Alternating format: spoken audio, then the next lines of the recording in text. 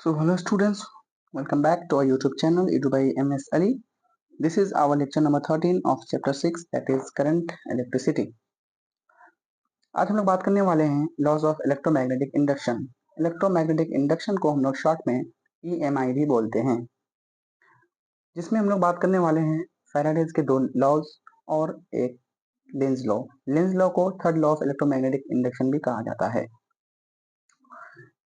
इस लेक्चर में laws of electromagnetic induction के अलावा और कोई दूसरा सब टॉपिक नहीं है, और इसको मैं जानबूझ के नहीं रखा हूँ। क्योंकि जो लॉज ऑफ इलेक्ट्रोमैग्नेटिक इंडक्शन होता है बहुत ही कंफ्यूजिंग रहता है, ठीक है। तो मैं नहीं चाह रहा था कि आप लोग कंफ्यूजन में रहें, इसी वजह से मैंने इसको सेपरेटली ही रिकॉर्ड किया है, ठीक है। तो चलिए फिर शुरू करते हैं।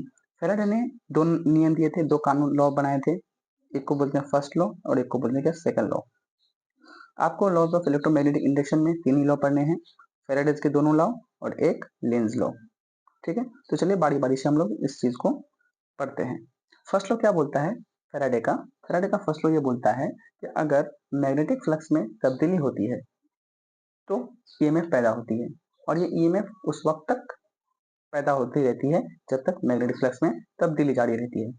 स्टेटमेंट समझ में नहीं आया है? चलो फिर हम लोग एक बार डायग्रामेटिकली इस चीज को समझने की कोशिश करते हैं। क्या है, देखो, सपोज ये एक मेरा कॉइल है, इसको मैं सी से डिनोट करता हूँ, ठीक। और यहाँ पे मेरा एक मैग्नेट है, bar magnet, north pole south pole, ठीक है। अच्छा, उससे पहले मैं एक चीज आपको बता देना चाह रहा हूँ कि नॉर्थ अगर एक बार में दिया हुआ है और आपको पूछ ले कि बताओ इसमें मैग्नेटिक फील्ड का डायरेक्शन किधर से किधर होता है, तो हम लोगों ने पिछले लेक्चर में भी इसको शायद कवर किया है कि एक बार मैग्नेट में जो मैग्नेटिक फील्ड का डायरेक्शन होता है वो क्या, नॉर्थ पोल से साउथ पोल की तरफ होता है, नॉर्थ पोल से साउथ पोल की तरफ होता है, इस तरह से डायरेक्शन होती है, ठीक। Hope you got it. चलिए इसको एक बार इरेज कर देते हैं फिर, ठीक है। तो जब इस बार मैग्नेट को मैं इस कॉइल की तरफ लेके जाऊं, इस कॉइल की तरफ मूव कराऊं यहाँ पे, अब सपोज मेरा मैग्नेट कहाँ पे आ गया, अब मेरा मैग्नेट सपोज यहाँ पे आ गया, ठीक, नॉर्थ ऑन साउथ, ठीक है। मैं इसको मूव करा दे रखा हूँ, ठीक है। ऐसा नहीं कि वैसे एक बार मूव करा दिया तो मैं छोड़ दिया, नहीं। तो इससे क्या होगा, इसके जो मैग्नेटिक फील्ड लाइंस हैं ये इसके कॉन्टेक्ट, इस कॉइल के कॉन्टेक्ट पे आएंगे। और हम लोगों ने क्या पढ़ा है कि मैग्नेटिक फ्लक्स किसको बोलते हैं, कि मैग्नेटिक फील्ड लाइंस जो परपेंडिकुलरली किसी सतह पे पड़े, जिससे गुजरे, उसको हम क्या बोलते हैं, मैग्नेटिक फ्लक्स। तो इससे जो मैग्नेटिक फ्लक्स जनरेट हुआ, ठीक है, इस मैग्नेटिक फ्लक्स के चेंज की वजह से एक बार अगर हम लोग इसको आगे करते करते करते लेके जाएंगे अगर, तो क्या होगा, हर बार मैग्नेटिक फ्लक्स चेंज होगा। तो इस मैग्नेटिक फ्लक्स के चेंज की वजह से इस कॉइल में क्या होगा, आपका जो मेरा कॉइल था, ये कॉइल, ठीक है, इसमें क्या होगा, ईएमएफ जनरेट होगा, ईएमएफ पैदा होगी, ठीक। बस इतना ही था कि आपका फर्स्ट लॉ क्या बोल रहा था कि किसी कॉइल से जुड़े मैग्नेटिक फ्लक्स में तब्दीली होने से उस कॉइल में ईएमएफ पैदा होती है, और ये उस वक्त तक रहती है जब तक मैग्नेटिक फ्लक्स में तब्दीली जारी रहती है। यहाँ पे जो स्टेटमेंट में ये मतलब है, इस ये का मतलब होता है कि आपका ईएमएफ, ठीक है। और ये ईएमएफ तब तक बना रहेगा इस कॉइल के अंदर जब तक मैग्नेटिक फ्लक्स में चेंज होती रहेगी। मैग्नेटिक फ्लक्स का अगर चेंज होना बंद हो गया उसके बाद आपको ईएमएफ नहीं मिलेगा, ठीक है। कहने का मतलब ये है कि आपको मैग्नेट को मूव कराते रहना पड़ेगा, ठीक है, चाहे आप आगे करिए या पीछे करिए, लेकिन मूव कराते रहना पड़ेगा आगे पीछे, ठीक। तभी, ऐसा नहीं कि एक बार आपने मूव करा दिया है तो फिर एक बार अगर ईएमएफ पैदा हो गया तो बस वो ईएमएफ पैदा होता ही रहेगा, नहीं, ऐसा नहीं है। आपको चेंज कराते रहना है मैग्नेटिक फ्लक्स को, क्योंकि यहाँ पे मेन जो कॉन्सेप्ट है वही है कि मैग्नेटिक फ्लक्स को चेंज होना ही पड़ेगा, अदरवाइज आपका ईएमएफ प्रोड्यूस नहीं होगा, ठीक, जिसको हम लोग इंड्यूस्ड ईएमएफ बोल रहे थे। तो ये था आपका फर्स्ट लॉ। डेफिनेशन इसी तरह से आपको लिखना है, ठीक है, एग्जाम में, ठीक। चलिए फिर अब नेक्स्ट स्लाइड में मूव करते हैं। नेक्स्ट स्लाइड में क्या है आपका सेकंड लॉ ये बोल रहा था कि जो ईएमएफ आपका पैदा हुआ उस कॉइल में ना, वो डायरेक्टली प्रोपोर्शनल होता है क्या, मैग्नेटिक फ्लक्स के तब्दीली की शरह के। जहां पे भी ये लफ्ज आपको शरह मिल जाए, ये वर्ड लफ्ज शरह, इसका मतलब होता है क्या, टाइम से रिलेटेड, टाइम से रिलेटेड। जैसे काम करने की शरह को हम लोग क्या बोलते थे, पावर। तो ये जो काम करने की शरह है इसको हम लोग क्या बोलते हैं, पावर बोलते हैं। तो इस पावर का फॉर्मूला क्या बना था, वर्क डन बाई टाइम, ठीक है। तो जहां पे भी आपको ये शरह मिल जाए तो वहां पे आपको नीचे में टाइम लगाना है, ठीक है। तो सेकंड लॉ ये बोल रहा था कि जो ईएमएफ पैदा होगा वो मैग्नेटिक फ्लक्स की तब्दीली की शरह, मतलब किस रेट से मेरा मैग्नेटिक फ्लक्स चेंज हो रहा है उसके डायरेक्टली प्रोपोर्शनल होगा। मान लो पहले अगर मेरा B1 था मैग्नेटिक फ्लक्स, अब B2 हो गया है, तो चेंज इन मैग्नेटिक फ्लक्स कितना बोलेंगे हम लोग, B1 माइनस B2। ऐसे अगर समझ में नहीं आ रहा है तो ऐसे देखो, पहले मान लो मैग्नेटिक फ्लक्स मेरा 10 था, 10 वेबर था, हाँ?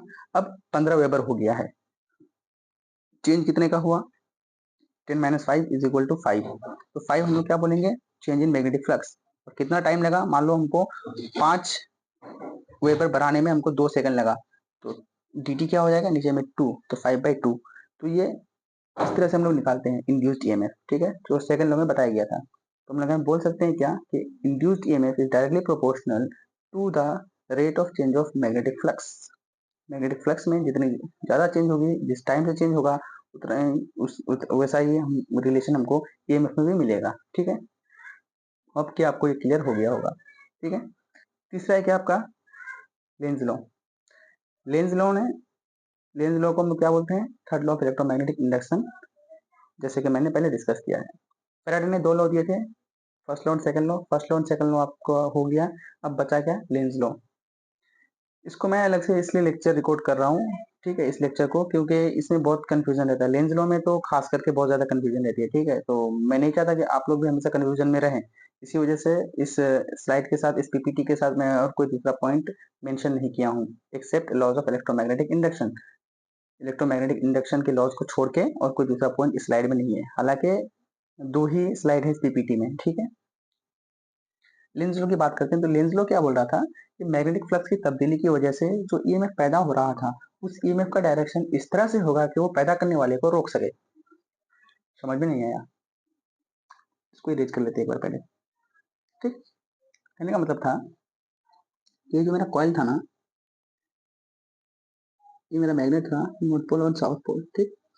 ये कॉइल, तो जब ये मेरा मैग्नेट इधर मूव कर रहा था, ठीक है, तो मैग्नेटिक फ्लक्स चेंज हो रही थी। उस मैग्नेटिक फ्लक्स के चेंज के कारण इस कॉइल में क्या ईएमएफ बन रहा था, ठीक है, ईएमएफ बन रहा था। अब इस ईएमएफ का डायरेक्शन इस तरह से होगा कि ये पैदा करने वाले, अब इसमें पैदा करने वाला कौन है, ईएमएफ, बोलेंगे सर ये मैग्नेट, ये ना पैदा करने वाला ईएमएफ, तो पैदा करने वाले को रोक सके। अब पैदा करने वाला कॉइल की तरफ मूव कर रहा है, कॉइल की दिशा में जा रहा है, तो इस ईएमएफ का डायरेक्शन इस तरह से होना चाहिए कि ये इसको आगे जाने में, मतलब कॉइल की तरफ मूव करने में रोक सके। उससे पहले आप लोग एक चीज सुन लीजिए, ठीक है। जहां कहीं भी आपको नॉर्थ नॉर्थ मिल जाए, ठीक है, इस नॉर्थ का मतलब होता है क्या, anti clockwise direction, anti clockwise. Anti clockwise किसको बोलते हैं, घड़ी जिस डायरेक्शन में चलती है उसके उल्टे डायरेक्शन, उसके विपरीत डायरेक्शन में। जैसे घड़ी घड़ी का जो सुई है वो कैसे चलता है, ऐसे चलता है ना, इधर से इधर, ठीक है। तो एंटी क्लॉकवाइज अगर हम लोग बोलेंगे, इसका मतलब इधर से इधर, ठीक। और साउथ अगर कहीं पे दिख जाए, इसको मैं इरेज कर देता हूँ। और साउथ का मतलब क्या होता है, साउथ का मतलब होता है क्लॉकवाइज, क्लॉकवाइज मतलब जिस डायरेक्शन में घड़ी घूमती है, ऐसे, ठीक।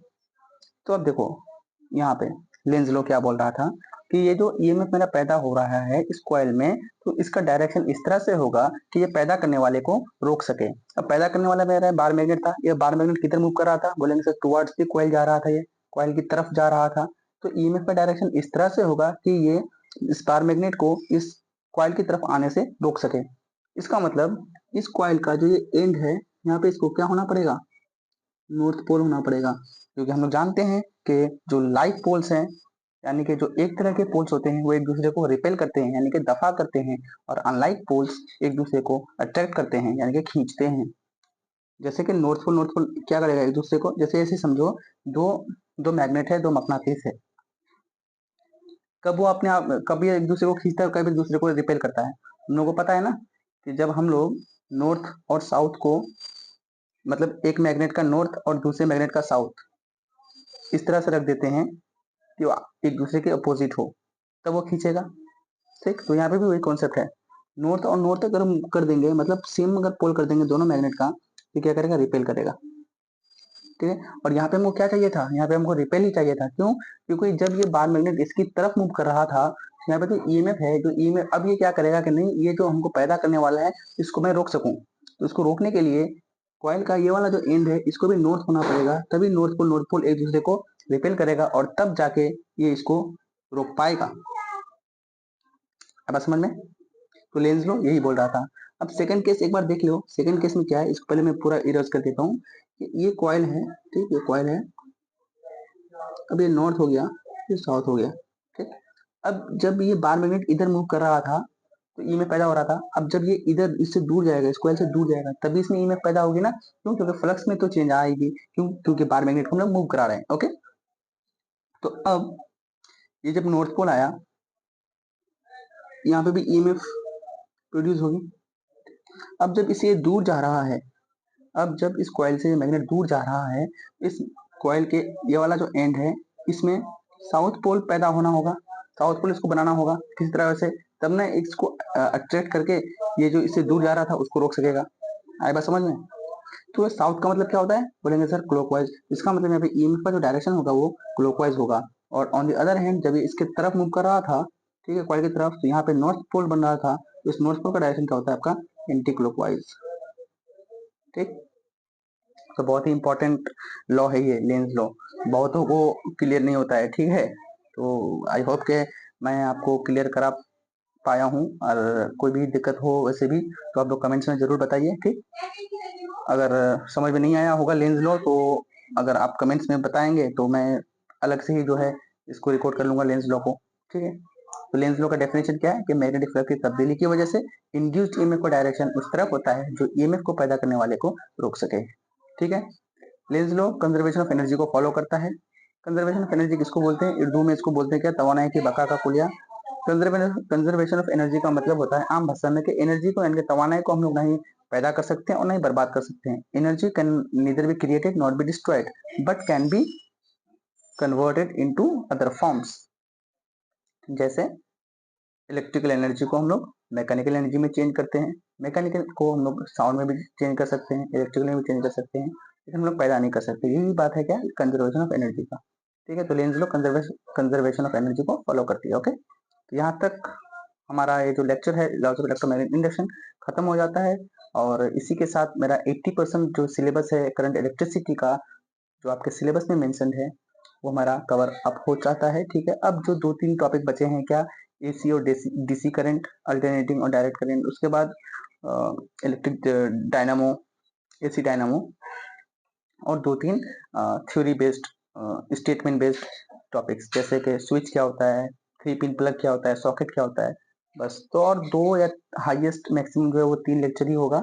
उसके बाद 100% टोटली हम लोगों का जो करंट इलेक्ट्रिसिटी का चैप्टर है वो फिनिश हो जाएगा। ठीक है, उसके बाद हम लोग इससे रिलेटेड क्वेश्चंस को देखेंगे कि किस तरह से क्वेश्चंस पूछे जाते हैं एग्जाम्स में। ठीक है, और आपके पास अगर कोई PYQ अगर है तो आप लोग सॉल्व करिए कि करंट इलेक्ट्रिसिटी से कैसे क्वेश्चंस आते हैं। अगर क्वेश्चंस नहीं बन रहे हैं तब आप कमेंट सेक्शन में आके बताइए कि आप जो पढ़ा रहे हैं उससे एक भी क्वेश्चंस नहीं बन रहा है। ठीक है, तो चलिए फिर आज के लिए इतना रखते हैं। खुश रहिए, अपना ख्याल रखिए। Thank you.